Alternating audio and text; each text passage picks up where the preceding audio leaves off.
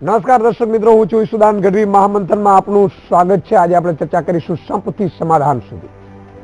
રામ મંદિર ભારતીય રાજકારણનો સૌથી વિવાદાસ્પદ મુદ્દો, જેણે અનેક વર્ષો સુધી બળતામાં ઘી હોમ્યા કર્યું છે. રામ મંદિરને નામે કઈ કેટલી સરકારો આવી અને કઈ કેટલી સરકારો ગઈ. કોઈએ રામ મંદિરના નામે વોટ મેળવ્યા તો કોઈએ રામ મંદિરના નામે સત્તા ગુમાવી.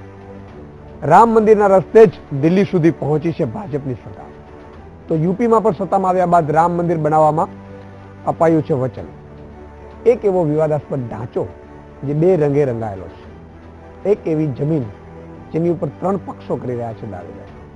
અને આ જ ખેંચતાણમાં કેટલાયનું લોહી પણ વહ્યું છે.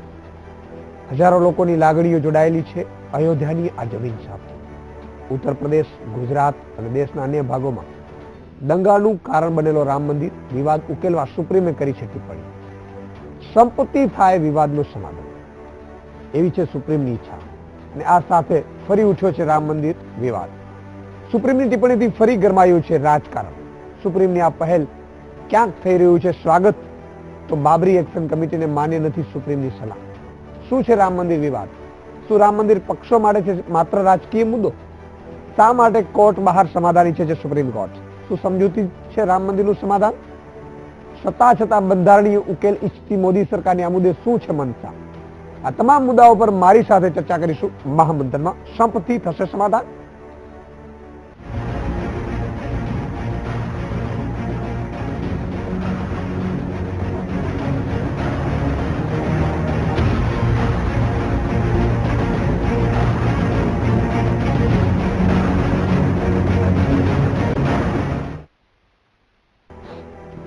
યુપીમાં ભાજપની સરકાર બનતાની સાથે જ રામ મંદિર વિવાદે ફરી એકવાર ચર્ચામાં છે. જો કે દેશની સર્વોચ્ચ કોર્ટ રામ મંદિર મુદ્દે સંપત્તિ ઉકેલી છે. સુપ્રીમ કોર્ટે રામ મંદિર કેસની સુનાવણી કરતા કહ્યું છે કે તમામ પક્ષો સાથે બેસીને આ સમસ્યાનો ઉકેલ લાવે.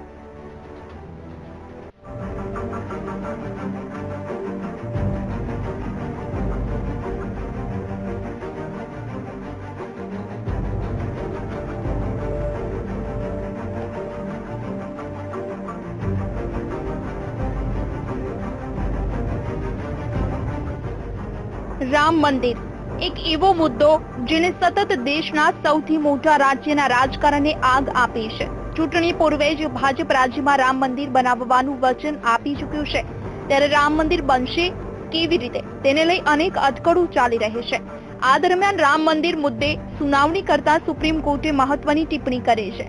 સુપ્રીમ કોર્ટ ઈચ્છે છે કે રામ મંદિર મુદ્દે કોર્ટ બહાર ઉકેલ લાવવામાં આવે અને આ માટે જરૂર પડે તો તમામ પક્ષો સાથે બેસે. અને જો આ મામલે જરૂર પડી તો સુપ્રીમ કોર્ટે દરમિયાનગીરી કરવાની તૈયારી પણ દર્શાવી છે. રામ મંદિર મામલે સુબ્રમણ્યમ સ્વામી સુપ્રીમમાં અરજી કરી હતી, જેમણે સર્વોચ્ચ ન્યાયાલય સમક્ષ આ મુદ્દે ન્યાયિક દખલગીરીની માંગ કરી હતી. સ્વામીએ કોર્ટ સમક્ષ દાવો કર્યો છે કે ઇસ્લામિક રીત રિવાજ પ્રમાણે કોઈ પણ મસ્જિદને રસ્તા પરથી હટાવી બીજી જગ્યાએ શિફ્ટ કરી શકાય છે, જ્યારે મંદિર એકવાર જ્યાં બને છે તેને હટાવી ન શકે. સ્વામીએ કોર્ટ સમક્ષ આ કેસની ઝડપી સુનાવણીની માંગ કરી હતી. સુપ્રીમ કોર્ટના જસ્ટિસ જે.એસ. ખેહર, જસ્ટિસ ડી.વાય. ચંદ્રચૂડ અને જસ્ટિસ એસ.કે. કૌલની બેન્ચ આ મુદ્દે સુનાવણી કરી રહી છે. કોર્ટનો મત છે કે રામ મંદિર ખૂબ સંવેદનશીલ મુદ્દો છે અને પરસ્પર સહમતિથી તેનો ઉકેલ આવે તેવી વાત કરી હતી. વધુમાં સુપ્રીમે કહ્યું છે કે આ મુદ્દે સમજૂતીથી એવો ઉકેલ આવવો જોઈએ જેથી તમામ અરજદારો અને તહોમતદારોને ખુશી થાય. આ સાથે સુપ્રીમ કોર્ટે જરૂર પડ્યે મધ્યસ્થી નીમવાની રજૂઆત પણ કરી હતી. સુપ્રીમે આ મુદ્દે સુબ્રમણ્યમ સ્વામીને સંબંધિત પક્ષો સાથે વાટાઘાટો શરૂ કરવા જણાવ્યું છે, જે વિશેની વધુ માહિતી તેમણે 31 માર્ચ સુધી કોર્ટમાં રજૂ કરવાની રહેશે. મહત્વનું છે કે કેન્દ્ર સરકારે અગાઉ જ સ્પષ્ટ કરી દીધું છે કે બંધારણની મર્યાદામાં રહીને જ રામ મંદિર બની શકે છે. જો કે આરએસએસ આ મુદ્દે કેન્દ્ર સરકાર કાયદો બનાવે તેવું ઈચ્છે છે. આરએસએસનું માનવું છે કે જો સુપ્રીમ કોર્ટ આ મામલે કોઈ ઉકેલ લાવવામાં નિષ્ફળ રહે તો એનડીએ સરકારે રામ મંદિર બનાવવા માટે કાયદો લાવવો જોઈએ. ત્યારે હવે જોવું એ રહ્યું કે સરકાર હવે આ મુદ્દે તમામ પક્ષોને રાજી કરી શકે છે કે કેમ. Bureau report, VTV news.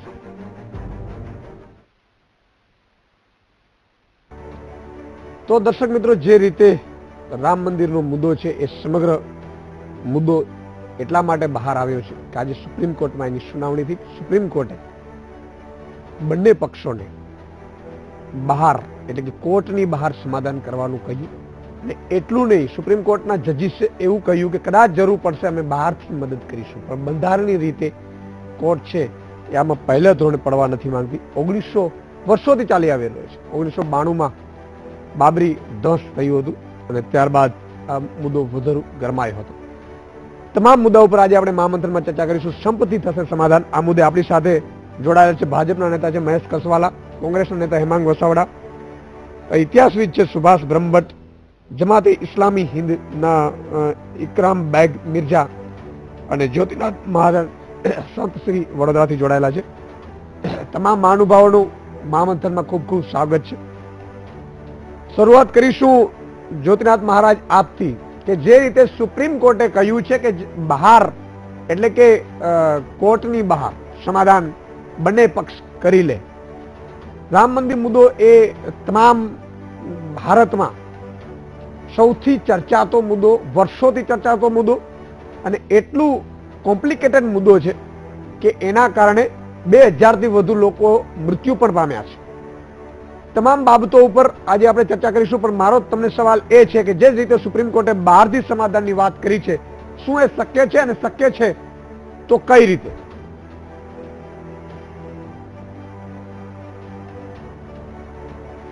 જળ જમીન ને જોરું તોડે કજિયાના છોરું.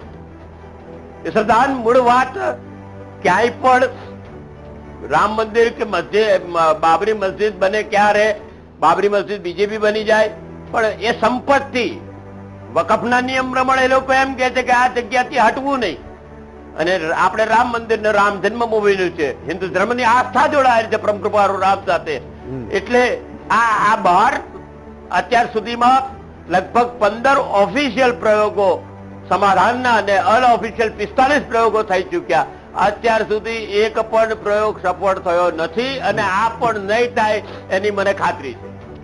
એની ખાતરી છે. મહેશ કસવાલા ભાજપના નેતા પણ આપણી સાથે છે. મહેશભાઈ, જે રીતે સુપ્રીમ કોર્ટે આજે જે રીતે આદેશ આમ તો કર્યો છે, નહીં આદેશ એ રીતે કર્યો છે, ટિપ્પણી કરી છે કે ભાઈ બંને બહાર જો કરી લે સમાધાન તો સારી વાત છે, શું કહેશો? સુપ્રીમ કોર્ટે આજે જે પ્રકારે એમનું ઓબ્ઝર્વેશન આપ્યું છે, દેશના નાગરિક તરીકે એ સ્વીકારીએ છીએ, સહર્ષ સ્વીકારીએ છીએ, અને એમાંથી માર્ગ મળતો હોય તો દેશની કરોડો જનતા માટે, એમાં હું હિન્દુ કે મુસ્લિમ એવો તફાવત નથી જોતો, દેશની કરોડો જનતા માટે સુમેળથી જો આ વિવાદાસ્પદ મુદ્દાનો અંત આવતો હોય તો સુપ્રીમ કોર્ટે જે આજનું ઓબ્ઝર્વેશન એનું આપ્યું છે એ મને યથાયોગ્ય લાગે છે. સુપ્રીમ કોર્ટે આ મુદ્દાને સંવેદનશીલ અને ધાર્મિક આસ્થા સાથેની વાત કરી છે. સુપ્રીમ કોર્ટે બહુ સારી વાત કરી છે કે સુપ્રીમ કોર્ટને જરૂર પડે તો એમાં સુપ્રીમ કોર્ટના જજ મધ્યસ્થી કરવા પણ તૈયાર છે. એનો મતલબ એ થયો કે બંને પક્ષો, હિન્દુ મુસ્લિમ બંને પક્ષો જે આ જમીન સાથે, રામ જન્મભૂમિ જમીન જે છે એમની ઉપર દાવો કરે છે, બધા સાથે બેસી અને એમાં જે પ્રકારની સ્થિતિ ઉદ્ભવી છે, જે પ્રકારના વાદ વિવાદો છે, એકાબીજા સાથે ચર્ચા કરે, અને એમાં પણ ક્યાંક કોઈ નેગોશિયેબલ હોય તો એમાં સુપ્રીમના જજ એમાં વચ્ચે રહીને, મધ્યસ્થી રહીને એનો ઉકેલ લાવવા માટેની તૈયારી બતાવી છે. મને એમ લાગે છે કે ભારતીય જનતા પાર્ટી કેન્દ્રની અંદર સત્તામાં છે, અને જે પ્રકારે ઉજ્જવળ સંજોગો આજે ઉત્તર પ્રદેશની અંદર પણ થયા છે, એ પ્રકારે સરકારોએ પણ આમાં ક્યાંક મહત્વની ભૂમિકા ભજવી. બંને પક્ષો સાથે બેસી વાટાઘાટો કરી અને આ સમાધાનની અંદર આગળ વધીએ તો મને એમ લાગે છે કે દેશની જનતા માટે વર્ષો જૂનો આ પ્રશ્ન છે, એને સારા વાતાવરણની અંદર એક સંવેદનશીલ મુદ્દો હોવા છતાં પણ બંને ધર્મના કઈ રીતે શક્ય છે કે નહીં એના ઉપર પણ આપણે તમામ બાબતે ચર્ચા કરવાની. ઇકરામ બેગ મિર્ઝા સાહેબ આપણી સાથે, જમાતે ઇસ્લામી હિન્દના. ઇકરામ સાહેબ, જે રીતે વાત થઈ, આ શક્ય છે ખરું? જો આ વસ્તુ જે છે, જ્યારથી આ ઇસ્યુ ઉભો થયો છે ત્યારથી ઘણી વખત મહારાજે પણ કીધું કે 45 વખત આ બાબતે કોર્ટની બહાર જે છે આ બાબતે ચર્ચા થઈ ચૂકી છે, પણ ચર્ચાની રીતે જ થાય છે કે દાવોમાં એ ના હોય કે ભાઈ આ વસ્તુ અમારી છે તો અમારી જ વાત માનવાની હોય. બીજી જે પહેલા આઉટ ઓફ કોર્ટ જે ચર્ચાઓ થઈ છે એમાં આ રીતે જે થયું છે ને નેગોશિએશન, એ માટે જ ફેલ થયા છે.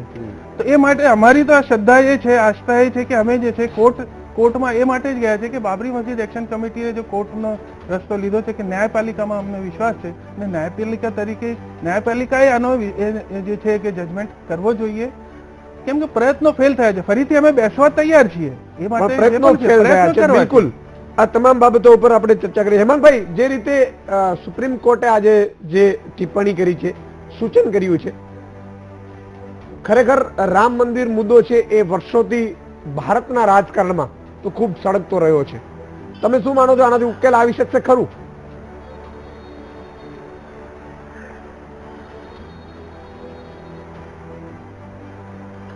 સૌથી પહેલી વાત હું આપને કહું કે સ્વર્ગસ્થ રાજીવજીએ શિલાન્યાસ કર્યો રામ મંદિર બનાવવા માટેનો. એ પછી મુદ્દો કોર્ટમાં ગયો અને ભારતમાં બંધારણીય રીતે કોર્ટ છે. જ્યારે કોઈ પણ મુદ્દો કોર્ટાધીન થાય, ન્યાયાલયને જાય, ત્યારે એમાં પછી સરકારનો હસ્તક્ષેપ રહેતો નથી. જે રીતે જજે, સુપ્રીમ કોર્ટના જજે મારા જેવા ઘણા બધા લોકોની ધારણા બારોબાર જે સમાધાન કરી લેવાની સલાહ આપી કે ટિપ્પણી આપી અને મધ્યસ્થી કરવાની તૈયારી બતાવી, એ મને સમજાણું નહીં કેમે કરીને. કારણ કે જો સમાધાન થવાનું હોત તો જેમ આપણી સાથે જે સ્વામીજી જોડાણા છે એમણે કીધું કે 45 બેઠકો થઈ ચૂકી છે ને મિર્ઝા સાહેબે કીધું, તો ત્યારે જ થઈ ગયું હોત. હું નથી માનતો કે કોર્ટમાં કોઈ પણ સમાધાન થાય, કારણ કે મુદ્દો સેન્સિટિવ થઈ ગયો છે. બાબરી એક્શન કમિટીને પાછળ ખસવું મુશ્કેલ છે, સાથે સાથે હિન્દુ સમાજને પાછળ ખસવું મુશ્કેલ છે. અબજસનું પોટલું કોણ બાંધશે બેમાંથી કોઈ પણ સમાજ બાજુ? અને જે હજી ત્રીજો પક્ષ છે, આ ત્રિપાક્ષીય મુદ્દો છે, એને તો આપણે ગણતા જ નથી ચર્ચામાં, કે આપણે નથી ગણતા, સુપ્રીમ કોર્ટ નથી જોતી, ભારત સરકાર નથી જોતી. એટલે હું બહુ આશાસ્પદ નથી. લાંબે ગાળે સુપ્રીમ કોર્ટે સ્પષ્ટ જજમેન્ટ આપવું જ પડશે અને સુપ્રીમ કોર્ટ જે જજમેન્ટ આપે એ તમામને સ્વીકાર્ય હોવું જોઈએ. બરોબર છે સુભાષ, બિલકુલ બિલકુલ. સુભાષ બ્રહ્મભટ્ટ પણ આપણી સાથે ઇતિહાસવિદ જોડાયેલા છે. સુભાષભાઈ, જે રીતે આજે જે સમગ્ર મામલો ફરીથી સામે આવ્યો છે, આપણે એટલા માટે મંથન કરી રહ્યા છીએ કે સમગ્ર મામલો શું છે. આપણી પાસેથી જાણવા એ માંગીશું કે આ કેટલી જમીન છે ખાસ, ભલે જમીન આસ્થા સાથે જોડાયેલી છે છતાંય એ કેટલી જમીન છે અને સમગ્ર વિવાદ શું હતો. અને જે રીતે અલ્હાબાદ હાઈકોર્ટે 2010માં ચુકાદો આપ્યો હતો, એને 3 ભાગ કર્યા હતા. એક હિન્દુ મહાસભા માટે, એક મુસ્લિમો માટે અને એક અખાડા માટે. આ સમગ્ર વિવાદ બાદ એ પછી જશું, પણ આ જમીન કેટલી છે અને આ જે રીતે ચુકાદો અલ્હાબાદ હાઈકોર્ટે આપ્યો તો ફરીથી સુપ્રીમ કોર્ટમાં ગયા અને સુપ્રીમ કોર્ટમાં આવી રીતે ટિપ્પણી આવી, એવું લાગી રહ્યું છે ક્યાંક ને ક્યાંક હજુ પણ સમાધાન તરફ આપણે નથી. મને એમ લાગે છે કે ઇતિહાસ તરફ ડોક્યું કરવાની આવશ્યકતા છે. આપણે ત્યાં હજારો વર્ષથી ભારતની આમ જનતાના મનમાં ભગવાન રામ એ પ્રસ્થાપિત થઈ ચૂકેલા છે અને રામની સાથે અયોધ્યા એ પણ એટલું જ પ્રસ્થાપિત થયેલું નામ છે. જેમ જેરુસલેમનો વિવાદ છે, જેમ મક્કાનો એક આસ્થાનું કેન્દ્ર બન્યું છે, એમ અયોધ્યા એ ભારતની હિન્દુ પ્રજાનું આસ્થાનું કેન્દ્ર બન્યું છે. બિલકુલ. એટલે આ સ્થળે ભૂતકાળમાં જે કંઈ થયું હોય તે, પણ આર્કિયોલોજીકલ સર્વે ઓફ ઇન્ડિયાનો રિપોર્ટ સુપ્રીમ કોર્ટ બરાબર ધ્યાનમાં લેશે અને એ સુપ્રીમ કોર્ટ એ આર્કિયોલોજીકલ સર્વે ઓફ ઇન્ડિયાના રિપોર્ટ્સને બરાબર ચકાસે અને એ ચકાસ્યા પછી એ જુએ કે સૌથી પહેલું અસ્તિત્વ કોનું હતું આ સ્થળે, ક્યારે કોણ આવ્યું, કોણે શું કર્યું, કોણે શું બંધાવ્યું, આ બધી બાબતોની પૂરી ચકાસણીની આવશ્યકતા છે. અને હું એમ માનું છું કે આર્કિયોલોજીકલ સર્વે ઓફ ઇન્ડિયાનો જે રિપોર્ટ બહાર પડ્યો છે એ રિપોર્ટ બંને પક્ષે એકવાર જોઈ જવો જોઈશે. જો સમાધાન કરવાનું આવે એ સમાધાનની અંદર એવું આર્કિયોલોજીકલ સર્વે ઓફ ઇન્ડિયાના રિપોર્ટમાં બતાવવામાં આવ્યું છે કે 11મા સૈકામાં અહીંયા આગળ મંદિર હોવાના પુરાવા આપણને મળ્યા છે. જે કંઈ ખોદકામ કરવામાં આવ્યું છે એ ખોદકામમાંથી હિન્દુ મંદિરના અવશેષો મળેલા છે અને 16મા સૈકા પછી બાબરના સેનાપતિએ અહીંયા આગળ એક મસ્જિદ બંધાવી. એટલે આ બંને બાબતો, સૌથી પહેલી જગ્યા કોની હતી, કોણ એનું માલિક છે અને પછી કોણે કોના હાથમાંથી લીધી, આ બધા બહુ મોટા, એક મિનિટ, આ બધા બહુ મોટા વિવાદના મુદ્દાઓ છે. હું એ પોતે વ્યક્તિગત રીતે એવું માનું છું કે આર્કિયોલોજીકલ સર્વે ઓફ ઇન્ડિયાનો આ રિપોર્ટ બંને પક્ષે બરાબર સમાધાન પહેલા ચકાસી લેવો પડશે અને ચકાસણી કર્યા પછી જ આપણે કોઈ પણ એક તારણ પર સમાધાન માટે આગળ વધી શકીએ તે અત્યંત આવશ્યક છે. સુભાષભાઈ, કેટલીક અંદાજે જમીન હશે, અંદાજે ખરું? એનો કોઈ મને પોતાને અંદાજ કદાચ 1.5 થી 2 વીઘા જેટલી પણ જમીન. હું એવું માનું છું કે અલ્હાબાદ હાઈકોર્ટે પૂરો અભ્યાસ કર્યા પછી આ મુદ્દે 2010માં જે ચુકાદો આપ્યો ને એ ચુકાદો ખરેખર તો સ્વીકારી લેવા જેવો હતો એ વખતે, પણ એ વખતે એ સમાધાન ન શક્ય બન્યું અને સુપ્રીમ કોર્ટ સુધી જવાનો વારો આવ્યો. ખરેખર તો અલ્હાબાદ હાઈકોર્ટે બહુ ડાપણપૂર્વક વિચારીને એક ત્રણેયને સોંપ્યું હતું. વાત સાચી છે, છતાંય હિન્દુ મહાસભા અને મુસ્લિમ વકફ બોર્ડ એ સુપ્રીમ કોર્ટમાં ગયા હતા. જ્યોતિનાથ મહારાજ, જે રીતે આપણે વાત થતી હતી કે વર્ષોથી તમારે કહ્યું કે 45 બેઠકો થઈ, હજી સુધી સમાધાન નથી આવ્યું. સામાન્ય રીતે રામ મંદિર એ જગ્યા છે, પણ જે રીતે રામ મંદિરની નીજ જગ્યા એ મુસ્લિમો અને હિન્દુ બંનેને જોઈએ છે. હવે એક ફૂલ છે એ બંને એ લઈ ન શકે. શું રસ્તો નીકળી શકે અથવા તો નીકળવું જોઈએ?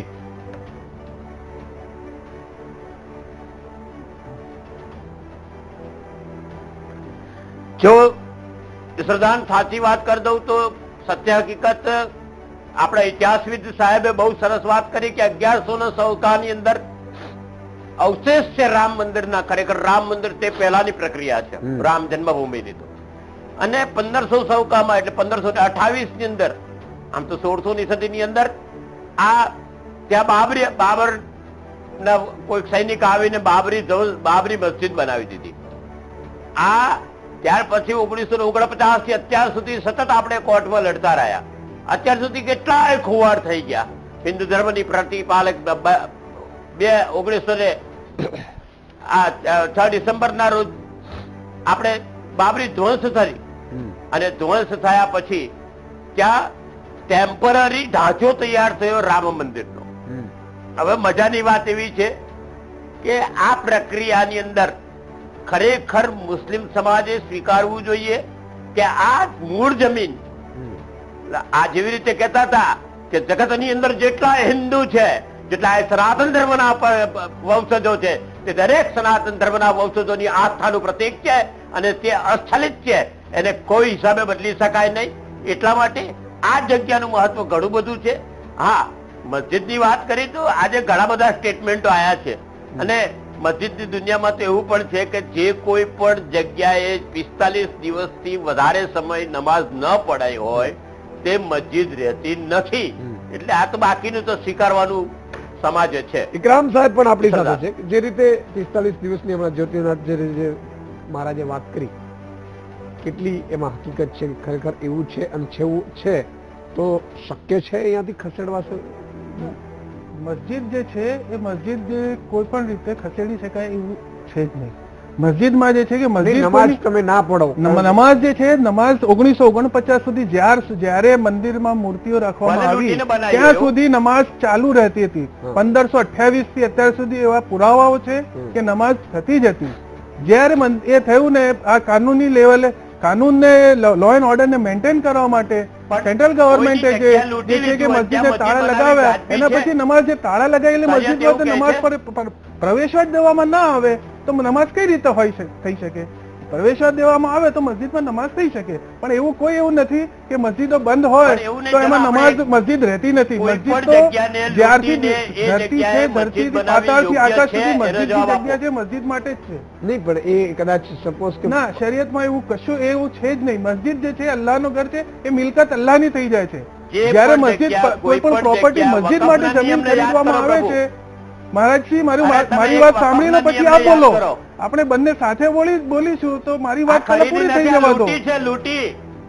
મસ્જિદ જયારે કોઈ પણ મસ્જિદ બનાવવામાં આવે છે ત્યારે મસ્જિદની પ્રોપર્ટીને વકફ કરવામાં આવે છે અને વકફ જે છે અલ્લાહના નામે કરવામાં આવે છે. કોઈની પ્રોપર્ટી નથી હોતી, એ ઈશ્વરની, પ્રભુ ઈશ્વરની પ્રોપર્ટી હોય છે અને એમાં મસ્જિદ એ નમાઝ માટે જ એ સ્પેશિયલી કરી દેવામાં આવે છે. જયારે નમાઝ જબરદસ્તી બંધ કરવામાં આવે ને પછી બહાનો કહેવામાં આવે કે ભાઈ અમે નમાઝ 45 દિવસથી નથી થઈ તો મસ્જિદ રહેતી નથી, એવું નથી. મસ્જિદ જયારે રેકોર્ડ આવી ગઈ છે એ તો ઈશ્વરના રેકોર્ડ ઉપર આવી ગઈ છે કે જગ્યા મસ્જિદ માટે છે. ને કોઈ પણ ફેસલો જે છે એ જ્યોતિનાથજી, આસ્થાના બોલો, બોલો. હિસાબે ના થવું જોઈએ. જ્યોતિનાથ, મને એક વસ્તુનો જવાબ આપો ઈશ્વરદાન. હું હા. એમને એક વસ્તુ પૂછું. હું એક વસ્તુ એમને પૂછું છું કે કોઈ પણ જગ્યાએ વકફ કરી હોય તે કોઈની સંપત્તિ લૂંટીને વકફ થાય ખરી? વકફનો નિયમ બોલે. અમે એ માટે કોર્ટમાં ગયા છીએ. કોર્ટ જે ફેસલો આપશે અમે માન્ય રાખીશું. અમારા પાસે પુરાવા છે. પુરાવા અમે ક્યાં મૂક્યા છે? 42,000 પેજના પુરાવા છે અમારા પાસે. નિયમમાં એવું છે કે હરામની જગ્યા પર ના, મસ્જિદ ના, ના હરામ થઈ નહીં. શકે. એ તમે કહો એટલે તો આ આસ્થાના નામે ના થઈ જરૂર છે શકે દરેકે. ફેસલો. ન્યાયપાલિકા જ્યાં છે ત્યાં કોન્સ્ટિટ્યુશન છે. કોન્સ્ટિટ્યુશનને જે હકો આપ્યા છે એ મુતાબિક અમે ફેસલો કરવા માંગીએ છીએ. આપ સાબિત કોર્ટ સાબિત કરશે કે આ મસ્જિદની જગ્યા નથી. તમે માનવા માટે તૈયાર છીએ. હું નથી કહેતો ઇતિહાસકાર આપણી સાથે બેઠા છે. નહીં, નહીં, ઇતિહાસકાર છે. હવે એમને સાથે ઇતિહાસકાર સાથે અત્યારે ચર્ચા નથી કરવી. અત્યારે ઇતિહાસમાં જવાની કોઈ હવે પણ નથી. હિસાબે કોઈ પણ દિવસ વકફ થાય નહીં.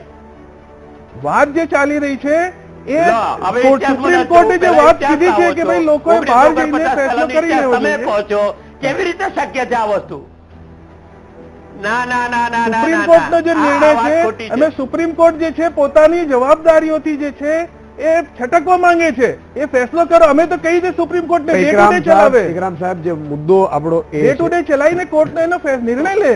કેમ એ બહાર જઈને સુભાષભાઈ, નિર્ણય કરાવવાની વાત સુભાષભાઈ. કરે છે? કેમ કે નિર્ણયો જે છે એ 45 વખત એવો બેઠકો થઈ ચૂકી છે અને નિર્ણયો પર આપણે પહોંચી નથી શક્યા.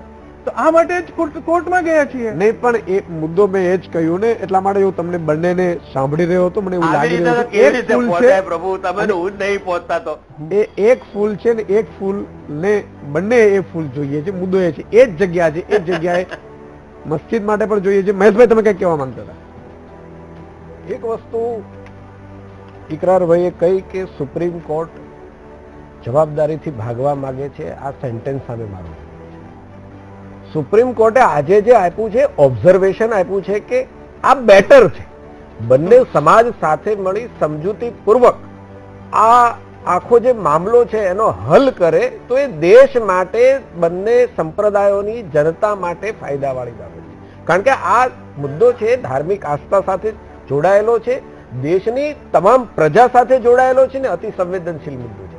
સુપ્રીમ કોર્ટે અમે આની સુનાવણી નહીં કરીએ એવું કંઈ કહ્યું નથી. સુપ્રીમ કોર્ટે 2 ડગલા આગળ વધીને કહ્યું છે કે જો આવું થતું હોય ને એમાં છતાં પણ મધ્યસ્થીની જરૂર હોય તો સુપ્રીમ કોર્ટના ન્યાયાધીશ એના માટે પણ તૈયાર છે. કહેવાનો મતલબ મારો એ છે કે આ દેશની જનતાએ સુપ્રીમ કોર્ટની અવહેલના કરવા કરતા એની ઉપર શ્રદ્ધા રાખવી જોઈએ. હું તમે સાથે મળીને એનો માર્ગ ન કાઢી શકીએ તો આપણી ઉપર, આ દેશનું ન્યાયતંત્ર છે એની ઉપર આંગળી ચીંધાવી ન જોઈએ. બિલકુલ સુભાષભાઈ, જે રીતે હું ઇકરામભાઈ આપની પાસે આવીશ, મારે બીજા 2 ગસ્ટને પણ આપણે લેવા પડશે.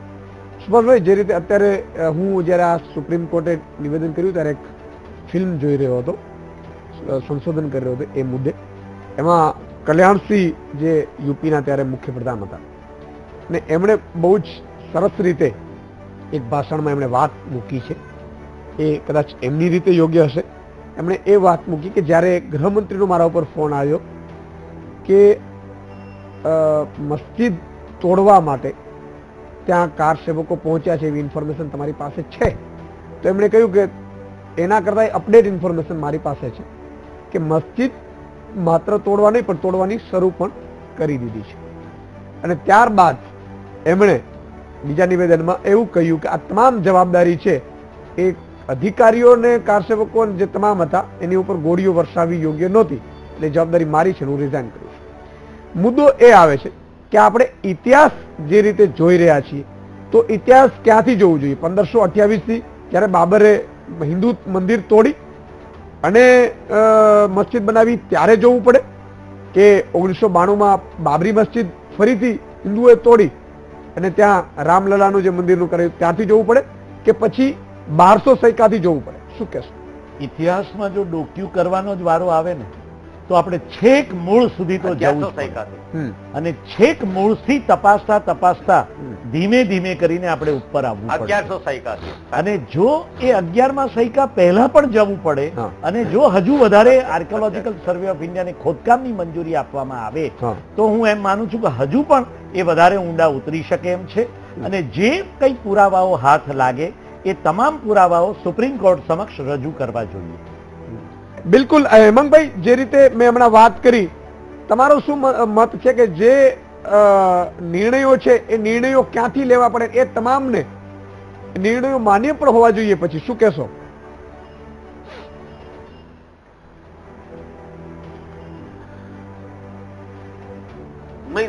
સુપ્રીમ કોર્ટનો જ્યારે નિર્ણય આવે ત્યારે ચોક્કસપણે એક પક્ષને માન્ય નહીં હોય, આ વાત બહુ સ્પષ્ટ છે. પણ હું બહુ જ એ વાત સાથે સંમત છું કે જો તમારે ઐતિહાસિક પુરાવા લેવાના છે, સુપ્રીમ કોર્ટે બંધારણ, કાગળ, 7 બાર કોના છે, પ્રોપર્ટી કાર્ડ કોનું છે, એ કઈ નથી જોવાનું, અને ઇતિહાસ ઉપર જો જવાનું છે તો છેકથી ઇતિહાસ જોવો જ પડે. વચ્ચેથી જોવો એ ના ચાલે. 15મી સદીમાં બાબરે એમ કે મસ્જિદ બનાવી નાખીને સુપ્રીમ કોર્ટ 15મી સદી જ લગી જોવે એ ના ચાલે, તો એને 11મી સદી અને એના મૂળમાં જવું જ પડે. વાત એટલી છે, સુપ્રીમ કોર્ટે એટલું નક્કી કરવાનું છે કે એને ભારતના કોન્સ્ટિટ્યુશન જે પ્રોપર્ટીનો એક્ટ છે, ઇન્ડિયન પ્રોપર્ટી એક્ટ, એનું ઇન્ટરપ્રિટેશન કરવાનું છે કે ઇતિહાસને પાછળ જઈને ઇતિહાસ ઉપર આખું સંશોધન કરવાનું છે. આ મુદ્દો અગત્યનો છે. અને જો ઐતિહાસિક સંશોધન સુપ્રીમ કોર્ટ નક્કી કરે તો 11મી સદી અથવા એથી પણ પાછળ સુધી જવું પડે તો જવું જોઈએ સંશોધન. બિલકુલ, આ વર્ષોથી ગૂંચવાતો મુદ્દો છે. 1949માં જયારે કેન્દ્ર સરકાર આવી ત્યારે કેન્દ્ર સરકારે આ તમામ બાબતો ઉપર, આ જે મસ્જિદની જગ્યા તેના ઉપર તાળા માર્યા હતા.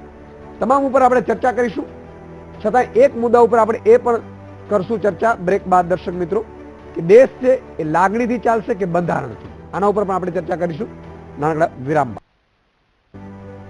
વિરામ બાદ દર્શક મિત્રો ફરીથી આપનું સ્વાગત છે. મહામંથનમાં સંપત્તિ થશે સમાધાન આપણે ચર્ચા કરી રહ્યા છીએ. તમામ મહેમાનો આપણી સાથે જોડાયેલા છે.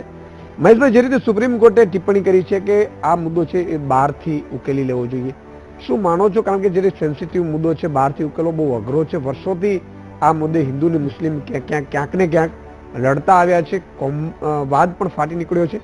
ત્યારે ખરેખર દેશ છે એ લાગણીથી કરતા બંધારણથી વધારે ચાલતો હોય છે, અને જ્યારે બંધારણની અપેક્ષા રાખે છે જનતા, હિન્દુ મુસ્લિમ કે તમામ જે વર્ગ છે, ત્યારે ખરેખર આ મુદ્દો સેન્સિટિવ નથી મનાતો. ખરેખર બંધારણ ઉપર જવું જોઈએ.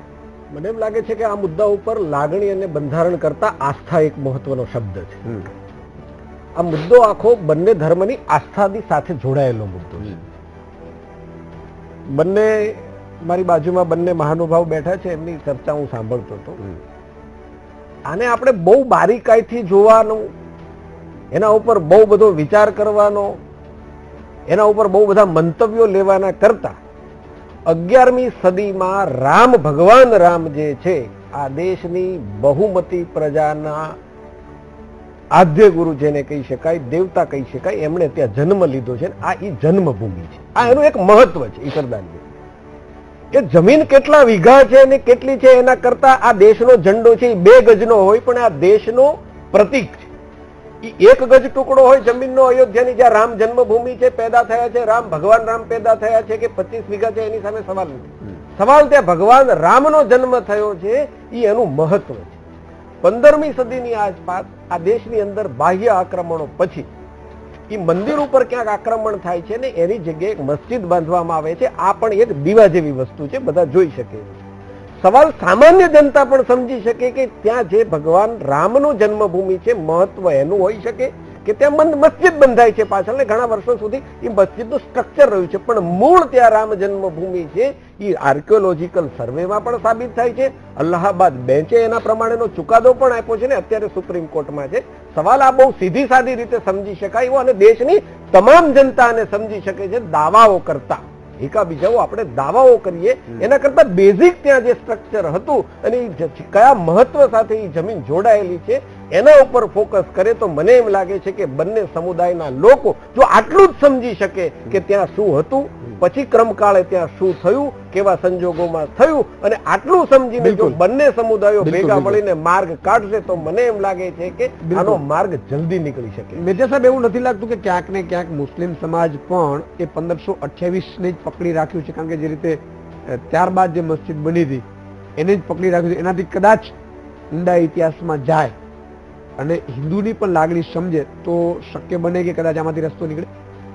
જો આ ઇસ્યુ જે છે જ્યારથી ઉઠ્યો છે ત્યાં એના પછી 1950 પછી આર્કોલોજીકલ સર્વે ઓફ ઇન્ડિયાએ આસપાસની જમીનોનું ખોદાણ પણ કર્યું છે પણ એમાં કશું જ મળ્યું નથી. એમાંથી નીકળ્યું છે. એક વાત હું એનાથી આગળ વાત કહું કે આ કાળિદાસે રામાયણ જે લખી એ અકબરના જમાનામાં લખી, વાલ્મીકીએ લખી, તો એમાં પણ કોઈ જાતનો એવો ઉલ્લેખ નથી કે આ જે છે એવું નથી ને કોઈ પણ ને પ્રોપર્ટી. એટલા માટે મિર્ઝા સાહેબ એટલા માટે કે મેં રામાયણ મહાભારત બહુ વાંચેલું છે અને એટલા માટે હું તમને આપને કારણ કે ઇતિહાસ સાથે આપણે થોડું એની ચર્ચા કરીએ તો એ યોગ્ય નહીં લખે, પણ તમે આગળ વાત કરી શકો. પણ જયારે આપણે કોઈ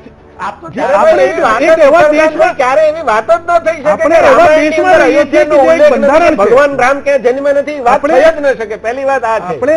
આપણે એવા દેશમાં રહીએ છીએ જ્યાં બંધારણ ઉપર બંધારણ થ્રુ રાજ થાય છે ને એના વિશે એ હિસાબે લો એન્ડ ઓર્ડર મેન્ટેન થાય છે. એનો એક ઉસૂલ છે કે કોઈ પણ માણસ દાવો કરે તો એને સબૂતો પેશ કરવા પડે. અમારા પાસે એવા એ છે, રેવન્યુ રેકોર્ડ હોવું જોઈએ, ટાઇટલ ક્લિયર હોવું જોઈએ, એ બધી વસ્તુઓ છે. અમે એ માટે જ કહીએ છીએ. નેગોશિએશન માટે અત્યારે કોર્ટે કીધું છે તો એના માટે અમે તૈયાર છીએ. મારો પ્રશ્ન એ હતો, હું આવું છું મહારાજ આપની પાસે, લેકિન મારો મિર્ઝા સાહેબ પ્રશ્ન એ હતો કે એવું ન લાગે કે તમામ મુસ્લિમ સમાજે પણ 1528 પહેલાનો ઇતિહાસમાં પણ જવાની જરૂર હતી અને એમાં કદાચ રામ મંદિર હોય તો એ લાગણી સમજી જવાની જરૂર હતી, એવું નથી લાગતું? જો મુસલમાનોની એક આસ્થા એ છે ને મુસલમાનોનું એવું છે કે કોઈ પણ જગ્યાએ કોઈ પણ બીજા ધર્મનો કોઈ એવું વસ્તુ હોય તો એના ઉપર પોતાનું ધર્મ સ્થાન બાંધી ના શકે. એ શરિયત એના 14 તમે આપ 1100 ની વાત કરો છો, અમે 1400 વર્ષ બાંધેલા છે. ઉસૂલ અમારા એના પહેલાના ઉસૂલો છે. નહીં, હું એ જ કહું છું, બાબરે બાંધેલું છે રામ મંદિર તોડીને. એ તો અવશેષો બતાવો. ના, એ તો હિન્દુઓ કે છે ને કે એમાં આસ્થાની વાત લાવે છે. અમે એ જ કહીએ છીએ કે અમારા પાસે પ્રૂફ છે, પુરાવો છે કે આ બધું અમે કર્યું નથી. અમારા જે બાબર ઉપર વાત આવે છે તો બાબરે એવું કર્યું નથી ને એમાં કોઈ અવશેષો એવા મળ્યા નથી કે મંદિર તોડી પાડીને શું કહેશો તમે? વસ્તુ બનાવવામાં આવી છે. શું કહેશો? ઇતિહાસ કે છે પ્રભુ. બોલો મહારાજ. પણ એનો ફેસલો કોર્ટને કરવા દઈએ ને આપણે મહારાજજી. અરે બાબર એનો ફેસલો કોર્ટને કરવા દઈએ, સુપ્રીમ કોર્ટને આપણે કહીએ કે તમે આને આ ચલાવો વ્યવસ્થિત રીતે. દરેક જગ્યાએ પોતાને ઈચ્છા પ્રમાણે મંદિરો તોડી અને મસ્જિદો બનાવી દીધી અને વકફના નિયમ પ્રમાણે એ પોતે જ બોલે છે શરિયતની વાત. તો શરિયતનો સાચો અમલ કરવો હોય ને, સાહેબાનું કેસ વખતે સુપ્રીમ કોર્ટે કીધું તો શરિયતની વાતો લાવી દીધી. એ માટે બીજી વખતે ચર્ચા કરીશું. અત્યારે જે મુદ્દા ઉપર ચર્ચા કરીએ છીએ એમાં પર કરીએ આપણે. એ મુદ્દો ફરી આગળ અલગથી આપણે ચર્ચા કરીશું મહારાજ. અમલ કરો. શરિયત ખાલી લગ્ન હોય, ફાયદો જોવાતો હોય, મિલકતો વેચવાની હોય તારે જ શરિયતની વાતો થાય. તે સિવાય હિન્દુ ધર્મની શરિયત કોમન સિવિલ કોડ હેઠળ તમને જીવાડવા જોઈએ. આ તમે ખોટી રીતે વાત કરી રહ્યા છો. આ જગતને ગેરમાર્ગે દોરવાની પ્રક્રિયા છે. તમારે 1100ના સૈકામાં જવું જોઈએ. 1100ના સૈકાની વાત અને વકફની વાત કરતા હો તો એ જમીન પર કદી પણ વકફ થઈ શકે નહીં. એ તમારી શરિયતનો હું વાત કરું છું. અને ત્યાં કારણ કે જગ્યા લૂંટેલી છે અને લૂંટેલી જગ્યા પર શરિયતમાં તો એવું છે કે લૂંટેલી જગ્યા ઉપર તમે લૂંટેલી ક્યાં છે? લૂંટીને ક્યાં લઈ ગયા છે? કયા ગુણ ગાવ છો પ્રભુ? ત્યાં જ માણસો ત્યાં આયા રહેતા હતા ને એમણે પોતાના ધર્મને પાળવા માટે, નમાઝ માટેની જે જમીન બિલ્ડિંગ બનાવી એમણે. લઈ જતું મિર્ઝા સાહેબ. આપણે ઇતિહાસ સુભાષભાઈ પાસે જવાનો પ્રયાસ કરી. સુભાષભાઈ, જે રીતે આવે લૂંટીને માથે નથી લઈ જતું. સમગ્ર મામલો છે એ ફરીથી એટલા માટે કે ઇતિહાસવિદની આપણે એટલા માટે જરૂર પડશે કે આ સમગ્ર મામલો છે એમાં શું લાગે છે કે એ બાબરે આ રીતે આક્રમણ કરી અને મંદિર તોડીને મસ્જિદ બનાવી હતી?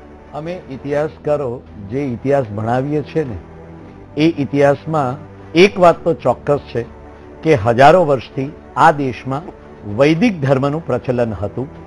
એ વૈદિક ધર્મ ધીમે ધીમે હિન્દુ ધર્મ તરીકે પ્રચલિત થયો અને એ હિન્દુ ધર્મના બે સુંદર મહાકાવ્યો જે જગત આખાને અજવાળે છે, એક રામાયણ અને બીજું મહાભારત.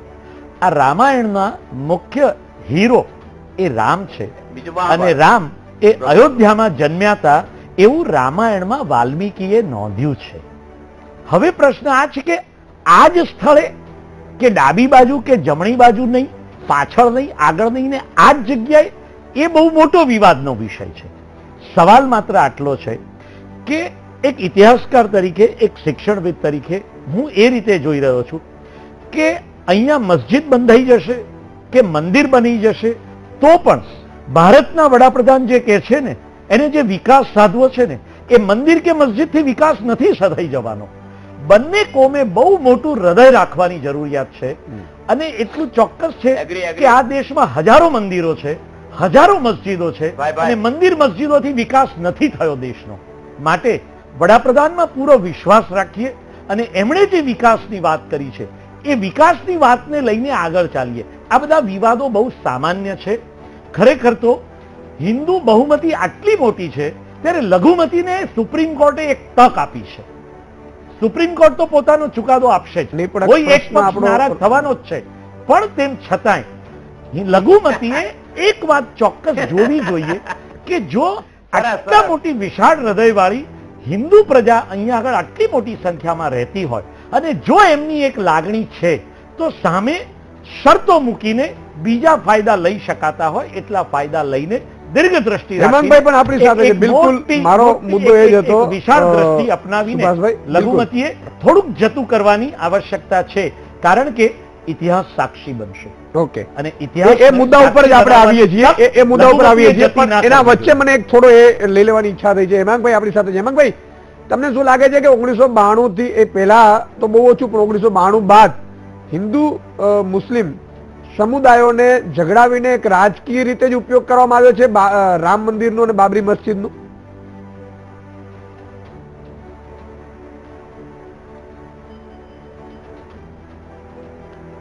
ઈસુદાનભાઈ, બે વાત છે.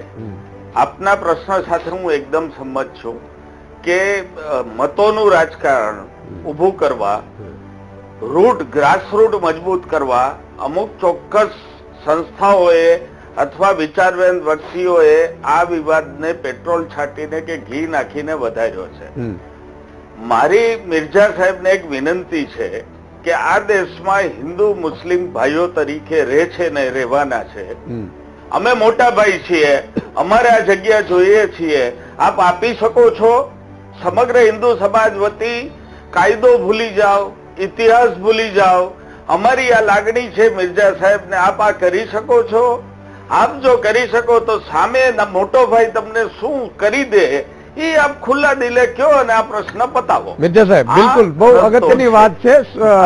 વિનંતી કરું સુભાષભાઈએ પણ કીધી કે હેમાંગભાઈએ પણ વાત કરી છે, અને બીજા બે મહેમાનો પણ મહારાજ અને મહેશભાઈ પણ એ બાબતે સહમત હશે કે એક દાખલો ખરેખર બેસાડવાની એટલા માટે જરૂર છે કે હિન્દુ મુસ્લિમ છે એ બંને ભાઈ ભાઈ છે, બંને એક જ દેશના સંતાનો છે, એટલે કે માના સંતાનો છે. ત્યારે આપણે એક વસ્તુ ઉપર, કારણ કે આમ જોતા તમે અલ્લાહ અને ભગવાન પણ એક જ છે, ત્યારે એવું ન થાય કે એકે બતાવવું પડે ખુલ્લા દિલે કે વાત સાચી છે, ચલો અહીંયા કદાચ માની લો કે હિન્દુ માનતા હોય અને આપીને મોટો દાખલો બતાવી અને બીજા દેશોને પણ એનો ઉદાહરણ આપી શકાય કે જુઓ અમે ભાઈચારો નિભાવ્યો છે. સંસ્કાર તો એ શીખવાડે છે કે મોટા ભાઈઓ નાના ઉપર ઉપકાર કરે છે. મોટા ભાઈઓ જે છે નાનાઓની જે તમન્નાઓ છે એને પૂરી કરે છે, પણ આ ઉલટું કરે છે ને. આ મારું ઘર જે છે એ મારું ઘર તો હું આપી શકું કે ભાઈ મોટો ભાઈ પણ માંગે તો આપી શકું, પણ આ મારા પોતાની એકલાની આ વસ્તુ નથી. આ વસ્તુ જે છે એ આખા ધાર્મિક રીતે આ સેન્સિટિવ વસ્તુ છે ને. એમાં એક 60 વર્ષથી આ ઇસ્યુ ચાલતો આવ્યો છે ને. એમાં એ માટે જ અમે કહીએ છીએ કે આ વસ્તુ જે છે કોર્ટ થ્રુ જ એનો ફેસલો થવો જોઈએ. તો જે કોર્ટ ફેસલો કરશે એને અમે માન્ય રાખીશું. જે પણ ફેસલો આવે આપવાનું કોર્ટ કે છે તો અમે આપવા માટે તૈયાર છીએ, પણ એને આ રીતે જ થવું જોઈએ. મેજોરિટી ને માઇનોરિટી એ રીતનું તો ના જ હોવું જોઈએ. આ રીતે મિર્ઝા સાહેબ એક મુદ્દો એ પણ ઉઠે જ છે કે આપવા માટે કદાચ કોર્ટ એટલા માટે જ કદાચ ડરતી હોય છે, અથવા તો સેન્સિટિવ મુદ્દાને કોર્ટ છે એ પહેલા સમાધાનની તક એટલા માટે જ આપી છે. મહેશભાઈ આપણી સાથે છે. મહેશભાઈ, જે રીતે સમગ્ર મામલે કોર્ટ જે રીતે મતલબ સૂચન કર્યું છે, એ સૂચનનો અર્થ એ જ નીકળે છે કે બંને ધર્મની લાગણી ના દુભાય, બંને ધર્મને એક મોકો મળે અને શાંતિથી સમજૂતી કરે. જરૂર પડે તો ચીફ જસ્ટિસ પણ એમાં સાથે, એટલે કોર્ટની બહાર બેસવા માટે, સમજાવટ માટે, મધ્યસ્થી કરવા માટે હાજર છે, એવો ટિપ્પણી કરી છે. ત્યારે આનો અર્થ એ જ નીકળે છે કે કોઈએ દિલદાર બનવું પડશે. સરદારભાઈ, મને એમ લાગે છે કે બધાનો સુર એક છે કે કોર્ટ જે કહેશે એ ફેસલો આપણે સ્વીકારીશું. કોર્ટે આજે એક ઓબ્ઝર્વેશન એવું આપ્યું છે કે કોર્ટને સામેલની જરૂરિયાત પડે તો તમે એમને કોર્ટને સામેલ કરો, બાકી તમે બંને પક્ષો, એવી શક્યતા એમને જણાય છે કે બંને પક્ષો ભેગા થઈને આ કરી શકે એમ છે. હું તમે બધા જ અહીંયા બેઠેલા સમજીએ છીએ કે કોર્ટ કોના આધારે ચાલે? આ દેશની સુપ્રીમ કોર્ટ છે તો એ શેના આધારે આ જજમેન્ટ આપશે? આર્કોલોજીકલ સર્વે, અલ્હાબાદ કોર્ટે આપેલા કેટલાક એવિડન્સો, બંને પક્ષોએ કેટલાક એવિડન્સો આપ્યા છે, એને આધારે આપશે. હું એમ કહું છું કે કોર્ટની પહેલા નાના ભાઈ ને મોટા ભાઈ સાથે મળીને સાચું શું છે, દૂધનું દૂધ ને પાણીનું પાણી શું છે, એ આપણે કરીને એકાબીજાનું મન જીતીને આ ફેસલો ના આપણે આપણી જાતે આ નિર્ણય લઈ શકીએ. કોર્ટે એવું કીધું છે કે આ દેશની જનતા આમાં પોતાની જાતે નિર્ણય લે તો એ દેશની સંવેદનાથી આ જોડાયેલો પ્રશ્ન છે તો વધારે સારું પડશે. કોર્ટ જ્યારે ફેસલો લેશે ત્યારે એકને નારાજગી થશે, એક પક્ષને એની ખુશી થશે, પણ જો બંને જોડે મળીને આ નિર્ણય લેશે, તથ્યો મારીને તમારી સામે છે જ, એ ભાઈ હોય તો એમની પાસે પણ છે, મારી પાસે પણ છે. તથ્યોને આધારે જ્યારે કોર્ટ નિર્ણય લેવાની હોય ત્યારે હું તમે પણ તથ્યોને આધારે નિર્ણય ન લઈ શકીએ. ઇતિહાસવિદો આપણી સાથે છે કે 11મી સદીની અંદર ત્યાં શું હતું, અને એમ છતાં પણ આ દેશનો હિન્દુ પ્રજા એના સંસ્કારની અંદર એવું છે કે વિશાળ દિલનો છે. આ દેશની અંદર બહારથી જે લોકો આક્રમણકારીઓ આવેલા તે કોઈ પણ હોય, ક્યાંયથી પણ આવ્યા હોય, તુર્કિસ્તાનથી આવ્યા હોય કે ગમે ત્યાંથી, હું કહી શકું ઘણા દેશોની, એને પણ આ દેશના લોકોએ આશરો આપ્યો છે. તો મને એમ લાગે છે કે આ દેશના હિન્દુ લોકો એટલા બધા સંકુચિત નથી કે એમને ન્યાય નહીં આપે, પણ બે ડગલા બંને સાથે આવી અને આની સામે મોટો મન રાખી અને વાતચીત કરવા માટે આગળ આવવું પડશે. કોર્ટ તો એની વિશે કોર્ટ જવાબદાર છે, કોર્ટ એનો ફેસલો આપશે પણ ખરી, પણ જો એ તથ્યો મારીને તમારી સામે હોય તો આપણે શું કામ સમજણપૂર્વક ના કરી શકીએ? બિલકુલ, આપણે જે વાત કરી એના માટે અમે તૈયાર છીએ. કોર્ટે કહે છે એવું, પહેલા અમે એવી વાતો જે 45 વખત આ ફેલ થયું છે નેગોશિએશન, પણ ફરીથી ફરીથી બેસીએ, એમાં કે ના છે, એના માટે અમે ના નથી પાડી. ઓકે, મોટું દિલ રાખો, અમે ના નથી પાડી, પણ આપણે એક નિર્ણય ઉપર નેગોશિએશન કરીએ. ફરીથી આપણે ચર્ચા કરીશું. વિરામનો સમય છે. જ્યોતિનાથ મહારાજને પણ આપણે જોડીશું કે કોકે મોટું દિલ એટલા માટે રાખવું પડશે કે આ તમામ બાબત છે એ સેન્સિટિવ છે, અને એ સેન્સિટિવ કેમ છે એના ઉપર આપણે ચર્ચા કરીશું. વિરામ બાદ દર્શક મિત્રો ફરીથી આપનું સ્વાગત છે. આપણી સાથે તમામ મહેમાનો જોડાયા છે. મહામંત્રમાં આપણે ચર્ચા કરી રહ્યા છીએ. સંપત્તિ થશે સમાધાન, આ તમામ બાબતો ઉપર. જ્યોતિનાથ મહારાજ, આપણે બ્રેક પહેલા તમે કંઈક વાત કહેવા માંગતા હતા જે સમગ્ર મામલા ઉપર આપણે ચાલી રહી હતી.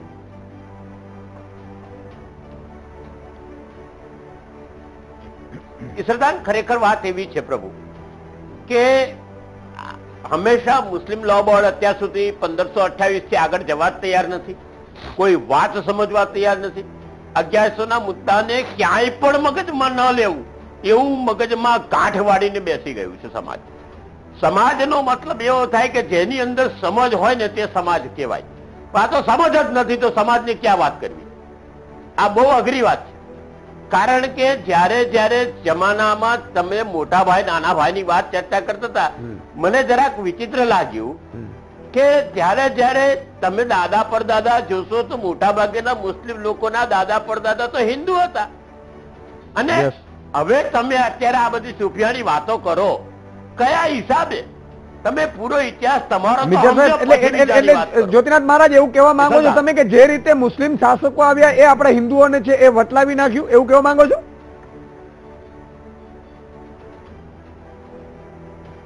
આ કબૂલ છે ને, આ વસ્તુ 100% સાચી છે. ઇતિહાસ ગવા છે એનો. ઇતિહાસકાર આપણી સાથે છે, પૂછી શકો છો તમે એને. બિલકુલ. નિર્જર સાહેબ, શું માનશો?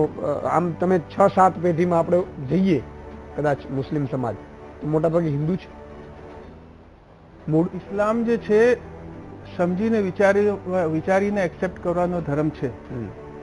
જ્યારે ઇસ્લામ ધર્મ આવ્યું, લોકોને સમજ પડી કે આ અમારા માટે સરળ જીવન વ્યવસ્થા છે. શરૂઆતમાં જે કબૂલ કર્યું મુગલ શાસન હતું, ઇતિહાસ એવું કહે છે આપણે કે એ લોકો હિન્દુઓને વટલાવીને મુસ્લિમ બનાવતા હતા. કઈ રીતે હોય? એવું હોત તો એ તો 800 વર્ષ સુધી રાજ ચાલ્યું ને હિન્દુસ્તાન ઉપર. એટલે તો મુસ્લિમોની સંખ્યા વધી ગઈ. જમાનોએ રાજ કર્યો છે, એટલા માટે મુસ્લિમોની કેટલા વટલાવી નાખ્યા. એ વખતે તો 8% માઇનોરિટીમાં હતા મુસ્લિમો. જોર જુલમ કી સરકાર. મુસ્લિમો એ વખતે 8% માઇનોરિટીમાં હતા. જે એવું જુલમ કરવાનું હોત તો બધાને વતી ના કરે અરે વટલાઈ ભાઈ, લીધા પોતાની સત્તા સ્થાપવા માટે સાચી ડેમોક્રેસી પોતાનું બહુરૂપિય સ્થાપવા માટે પ્રચલિત થઈ છે. અકબરના જમાને અકબરના જે મિસાલો બધાને આપવામાં આવે વટાવડ્યા છે છે. એ શાના ઉપરથી કે સાચી ડેમોક્રેટિક ક્યાં સરકાર હતી ડેમોક્રેસીની એમની. વાત યાર? 1947 પહેલા કઈ ડેમોક્રેસી હતી આપણે ત્યાં? ઇસ્લામ ધર્મમાં કોઈ પણ રીતે કોઈને કયા જબરદસ્તી મુસ્લિમ મુસ્લિમ દેશમાં આજે બનાવી શકાય ડેમોક્રેસી છે? નહીં. બતાવી દો મને. માણસ સમજી વિચારીને મુસ્લિમ થઈ ઇસ્લામ શકે. ધર્મના અંદર મિર્ઝા સાહેબ કયા મુસ્લિમ દેશમાં આજે ડેમોક્રેસી છે? બતાવો મને.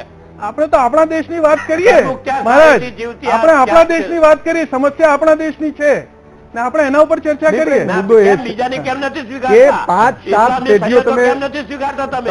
સરિયતની વાત મોટાભાગના કરતા હોય તો મુસ્લિમોની આ જાઓ છે. તો હિન્દુઓ હતા કે નહીં, મારે ખાલી એ જાણવું છે. તો દર્શકો મિત્રો એ જાણવા માંગે છે. મેં એ કીધું ને કે ભાઈ ઇસ્લામ ને જયારે પ્રચાર પ્રસાર થયો તો જે લોકોને ઇસ્લામ હવે 7 પેઢી હોય કે 5 પેઢી હોય કે અત્યારે પણ લોકો અમુક લોકો છે જે ઇસ્લામને કબૂલ કરે છે, સૌથી ફાસ્ટેસ્ટ સ્પ્રેડિંગ જે મઝહબ જે છે એ ઇસ્લામ છે. તો લોકોને સારું લાગે છે, સારી જીવન વ્યવસ્થા લાગે છે તો ઇસ્લામ કબૂલ બરાબર. હોઈ શકે કે પહેલા લોકો 7 પેઢી પહેલાના હશે, મારા બાપ મહેશભાઈ દાદા કઈ કહેવા પહેલાના માંગે? હશે. મહેશભાઈ. હા, વિક્રમભાઈ, એનો અર્થ તો એ થયો ને કે અગાઉની પેઢીઓ હિન્દુ હતી. મહારાજનો કહેવાનો પ્રશ્ન એ છે કે અગાઉ હિન્દુ હતા, કન્વર્ટ થઈને મુસ્લિમ થયા, એ વાત તો તમે પણ સ્વીકારો છો. આ દેશનો ઇતિહાસ પણ એનો ગવાહ છે. અરે ઇતિહાસ તો ત્યાં સુધીનો ગવાહ છે કે પાકિસ્તાનના જનક પણ હિન્દુ હતા. તમે આ પુરાવા કરતા વાંધો નહીં. તમ તારે પાકિસ્તાનના જનક પણ હા, એનો હા, મતલબ એ પ્રભુ, થયો કે આ દેશની અંદર જેટલી સંપત્તિ હતી એ ક્યાંય ને ક્યાંય હિન્દુ લોકોના ધર્મસ્થાન સાથે જોડાયેલી હતી. તમે આક્રમણ બાબરના જમાનામાં થયું અને તમે ક્યાંક હિન્દુ ધર્મના મંદિરો તોડ્યા, અને એમની ક્યાંક હિન્દુ બારીકી ધર્મના હતી. બાબરના આક્રમણ વખતે, હું આપના પર આક્ષેપ નથી કરતો, સોરી, પણ જે આક્રમણો થયા અને જે પ્રકારની સ્થિતિ પેદા થઈ એના આધારે આજે જ્યાં મસ્જિદો ઊભી છે એમાંનો આ એક વિવાદ છે રામ જન્મભૂમિ. બિલકુલ. બાકી તો આ દેશની પ્રજા હિન્દુ છે. અને હિન્દુ એટલે શું? હિન્દુ એટલે શું? શું હિન્દુની વ્યાખ્યા આપણે શું? વિચારધારા છે. હિન્દુ એક બહુ મોટી વિચારધારા છે. હિન્દુ એ સંસ્કારની પદ્ધતિ છે. સત્ય, અહિંસા અને ત્યાગની ભાવના ઉપર જે વિચાર, જે સંસ્કાર આ દેશની અંદર નહીં, હિન્દુ સનાતન સંસ્કૃતિના સત્ય જેના આધારે કિનારે બને છે, પ્રક્રિયા. એનું નામ હિન્દુ છે. એટલે જો સમાધાનની વાત આવે તો આ 3 શબ્દો સાહેબ છે, 3 શબ્દો: સત્ય, અહિંસા અને ત્યાગ. આ સંસ્કારો જે હિન્દુમાં છે એમાં જે પ્રકારે સમાધાન થશે એમાં અમારા હિન્દુ સમાજની જે સંસ્થાઓ છે, જે અયોધ્યાની સાથે સંકળાયેલી સંસ્થા, એમાં ક્યાંય ઓછી નહીં ઉતરે. પણ એક વખત 2 ડગલા મુસ્લિમ સમાજની સંસ્થાઓ છે એને આગળ આવવું પડશે તો 5 ડગલા આ સંસ્થાઓ પણ આગળ આવશે. કોઈને અન્યાય નહીં થાય. ને જે પ્રકારે બિલકુલ. સુપ્રીમ કોર્ટે આજે ઓબ્ઝર્વેશન આવ્યું છે, દૂધના કામમાં દૂધ પડી ગયું. સુભાષભાઈ, અમે જે તૈયાર રીતે છીએ માટે ચર્ચા કરવા માટેની જે બિલકુલ. વાત નહીં તો થાય એક છે, ડિબેટેબલ વાતાવરણ બનાવવું પડે. ઇકરાર ભાઈ, તમારા જેવા ભણેલા ગણેલા લોકોએ આપણે સમાજનો બેસીને હિત વાત ઈચ્છના કરીએ. અને ડિબેટ, જો આ ઇસ્યુ જે છે એ હું તમે અહીંયા ટેબલ પર બેસીને કે વીટીવી ના માધ્યમથી સોલ્વ નહીં થઈ થાય. શકે. મુસ્લિમ પણ સમાજના લોકોએ પ્લેટફોર્મ પણ આને બનવું જાવું જોઈએ. પડશે. હા, એને- એને- debatable એને issue તળિયા સુધી બનાવવું જાવું પડશે કે ભાઈ આ માત્ર ને માત્ર સમાજની મસ્જિદ વચ્ચે જવું એ આપણો પડશે. ઉકેલ નથી, આપણો વિકાસના બીજા જી, ઘણા જી, બધા જી, રસ્તા જી, છે. જી. એવો એટમોસ્ફિયર સુભાષભાઈએ બનાવવો જે વાત પડશે. કરી ને ચર્ચાના કે ટેબલ ઉપર ક્યાંય બેસી કશું શકાય. સ્વીકારવું એનો મંદિર અને atmosphere બનાવવો મસ્જિદના પડશે. પ્રશ્નો ઉકેલીને વિકાસભાઈ વિકાસભાઈ માર્ગે વાત જવું કરી આપણે પડશે. કે ભાઈ ક્યાંક એવું જરૂર પડે તો તમે વિકાસના મુદ્દાઓ હોય અથવા તો પેકેજ હોય એ મુદ્દે પણ આપણે ચર્ચા કરીને આનો નિકાલ લાવવું જોઈએ. વાત સાચી છે. ના, ના, એવું ના થઈ શકે. વસ્તુ જે વિકાસની છે, પણ જે તમે બંધારણીય ભણેલા ગણેલા અધિકારો, એવું ના as a- પાડશો તો as a તમારા નાગરિક નીચેના જે છે, યુવાનો હશે એ બંધારણીય ક્યાંથી અધિકારો છે એ અલગ વાત છે. ને ધાર્મિક સ્થાનોની બદલે કોઈ વિકાસની વાતો કરે ને અમુક પેકેજ આપે, આ કોઈ ગીવ એન્ડ ટેક વાળી વસ્તુ નહીં, નથી. give and take નહીં, નહીં. આ તો it is not પ્રશ્ન so. મુદ્દો એ નથી. જે give and take મુદ્દો વાળી છે, વાત નથી. આટલો સેન્સિટિવ મુદ્દા ઉપર વિકરાળ ભાઈ. લાલચ આપવામાં આવે કે લાલચ તમે આપી લાલચ નથી. આ કરી દો, એવું એ તો નથી. લાલચ ન જ આપે, એમનું તો કામ પણ નથી લાલચ. સવાલ ઈ છે negotiation. અરે લાલચ Negotiation કે ભાઈ રામ માટે જન્મભૂમિનો વિવાદ છે, ત્યાં જો આર્કોલોજીકલ સર્વે હોય, સુપ્રીમ કોર્ટ કે એ તો બધું મેં કહ્યું તથ્યોના આધારે. જો ત્યાં રામ જન્મભૂમિ હોય, હિન્દુઓનું સ્થાન હોય તો હિન્દુઓને આપો. સામે બાબરી અમારી પણ મસ્જિદને મુદ્દો સામે એ અમારો છે. વાંધો નથી. મસ્જિદની સામે કોઈ હિન્દુ સમાજના લોકોનો વાંધો નથી, પણ ઈ સ્થળ ઉપર બાબરી મસ્જિદ હતી એની સામે અમારો વાંધો છે. એટલે એમાં આજુબાજુમાં જે પ્રકારે અલ્હાબાદ હાઈકોર્ટે પણ ચુકાદો આપ્યો છે, એ સુભાષભાઈ, પ્રકારે કોઈ બિલકુલ, માર્ગ બિલકુલ. આપણે નીકળતો સમયનો બધે બહુ અભાવ છે. સાથે સુભાષભાઈ, મળીને સંક્ષિપ્તમાં કે જે રીતે લાસ્ટ થોડા વર્ષો બાદ જે બાબર ને બધે કેટલુંક મુસ્લિમો મને વલટાવ્યા છે હિન્દુઓને. ઇતિહાસ એમ કહે છે કે જે સત્તા પર હોય એના તરફ પ્રજાનો ઝોક હંમેશા ઢળતો જાય. એ વર્ષોમાં રાજકીય લાભો ખાટવા માટે, કેટલાક રાજ્ય તરફથી જાહેર કરવામાં આવેલા લાભો મેળવવા માટે, અને ક્યારેક અકરમભાઈએ કહ્યું એમ કેટલાક સારા મુદ્દાઓ સ્વીકારીને ઘણા લોકોએ ઇસ્લામ ધર્મ અંગીકાર કર્યો એવું બિલકુલ. ઇતિહાસ કહે છે. બિલકુલ અને બિલકુલ એ સાક્ષી બને છે કેટલાક મુદ્દાઓ અને એને કારણે સમયનો આપણે અભાવ છે, ત્યાં, સુભાષભાઈ. સંખ્યા પણ મારે- પ્રમાણમાં વધી ગઈ. પણ મારો એક છેલ્લો મુદ્દો હું આપને કહી દઉં કે જો આપણે સમાધાન પર બેસીને જો આ મુદ્દાઓની ચર્ચા નહીં કરીએ અને માત્ર સુપ્રીમ કોર્ટના નિર્ણય પર આધારિત થવા જઈશું હા. તો યાદ રાખજો જે પક્ષને અન્યાય થશે એ પક્ષ દ્વારા આ દેશમાં અશાંતિ ફેલાવવાનો પ્રયત્ન થશે. કરાશે, બિલકુલ કરાશે, બિલકુલ. તમામ મહાનુભાવો, કારણ કે મારી જોડે સમયનો અભાવ છે, નહીં તો હું જ્યોતિનાથ મહારાજ અને હેમાંગભાઈનું પણ છેલ્લા કોમેન્ટ્સ લેત. પણ ખૂબ ખૂબ આભાર તમામનો, સુભાષભાઈ, મહેશભાઈ, હેમાંગભાઈ, ઇકરામ સાહેબ, જ્યોતિનાથ મહારાજ, તમામનો ખૂબ ખૂબ આભાર. દર્શક મિત્રો, જે રીતે આ તમામ મહામંથનમાં આપણે ચર્ચા કરી કે સંપત્તિ સમાધાન, તો ખરેખર આ રસ્તો એટલા માટે સુપ્રીમ કોર્ટે છેડ્યો છે કે કદાચ કોઈ પણ એક પક્ષને પુરાવાના આધારે જો નિર્ણય અથવા તો સુનાવવામાં આવે તો એક પક્ષને અન્યાય થાય એવી શક્યતા હોય અને એના કારણે અશાંતિ ઊભી થઈ શકે છે. અને એટલા માટે જ સુપ્રીમ કોર્ટે આ રસ્તો એક અખ્તિયાર કર્યો છે. પરંતુ સવાલ એ છે કે ભગવાન અલ્લાહ, અકબર કે જે પણ ભગવાનનું માનતા હોય, જે રીતે ભગવાન રામ છે એ જ રીતે અલ્લાહ છે. ભગવાન એક છે પણ એના રૂપ અનેક છે. અને એના કારણે અત્યારે પૃથ્વી ઉપર રહેલા જે માનવો છે એ ઝઘડી રહ્યા છે. સૌથી મોટી કલંકિત વાત ભગવાન માટે પણ કહી શકાય. ભગવાનના જ જે પ્રજા છે એ ભગવાનની મૂર્તિઓ માટે, સ્થાન માટે લડી રહી છે અને વર્ષોથી ચાલી આવે છે. ત્યારે આ મુદ્દે તમામ પક્ષોએ, જે ત્રણે ત્રણ પક્ષો છે, એને આગળ આવી બે ડગલા અને એક એવો નિર્ણય સામેથી લેવો જોઈએ અથવા તો લેવાની જરૂર છે કે જેના કારણે બીજા દેશોએ અથવા તો બીજા રાજ્યોએ શાંતિ પ્રસરે એટલું નહીં, બીજા દેશો પણ એનો દાખલો બેસે. અત્યારે બસ આટલું જ. ફરીથી મળીશું, ત્યાં સુધી મને રજા આપો.